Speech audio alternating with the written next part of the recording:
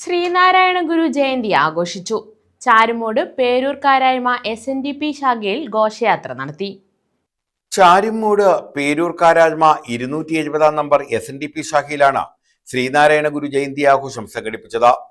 ഗുരുദേവ പ്രാർത്ഥന, പൂജകൾ എന്നിവയ്ക്ക് ശേഷം ഘോഷയാത്രയും നടന്നു.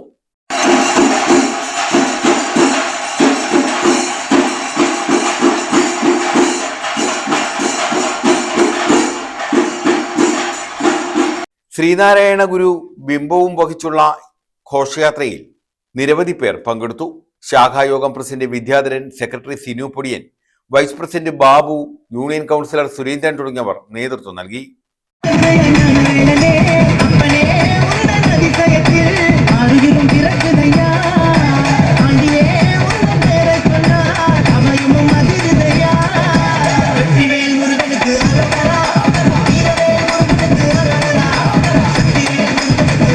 News bureau, Charummood.